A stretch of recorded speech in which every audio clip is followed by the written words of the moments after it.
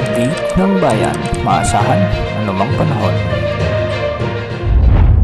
Magandang araw po sa ating lahat. Narito lang pinakuling update sa magiging lagay ng ating panahon sa araw na ito at sa mga susunod na araw. Sa kasalukuyan ay nakakaapekto pa rin ang trough o extension ng Bagyong Ada at hulitong namataan sa layong 460 km silangan ng Kasiguran, Aurora. Taglay pa rin nito ang lakas ng hangin, umaabot sa 55 km per hour malapit sa gitna at pagbugsong umaabot sa 70 km per hour. Kumikilos ito ngayon ng pasilangan timog silangan sa bilis ng Kumikilos ito ngayon ng silangan timog silangan ng mabagal. Sa mga susunod na araw ay posibleng maapektuhan ito ng malakas na bugso ng amihan kung kaya't mas lalo pa itong hihina at sa araw ng Miyerkules inaasahang magiging LPA o low pressure area na lamang ito.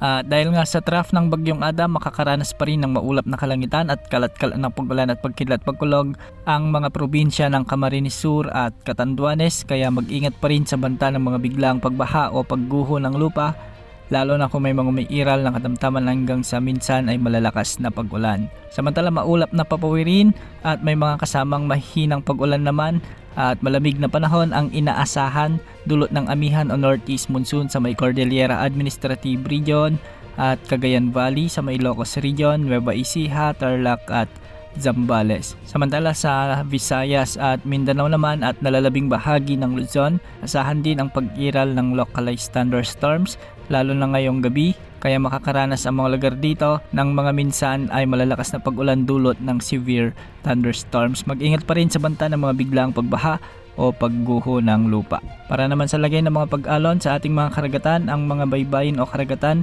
sa Northern at Central Luzon at ang silangang karagatan ng Southern Luzon ay posibleng umabot ang mga pag-alon mula 2.1 hanggang 3.7 meters. Sa silangang baybayin ng Visayas, posible ang mga pag-alon hanggang 2.8 meters at sa nalalabing karagatan ng bansa, posible ang mga pag-alon hanggang 1.5 meters. Sa ngayon, wala na tayong minomonitor na bagong LPA o potential na bagyo na posibleng makaapekto sa ating bansa sa susunod na 3 hanggang 5 araw. Yan munang latest sa lagi ng panahon. Ito po ang weather update ng bayan, maasahan anumang panahon.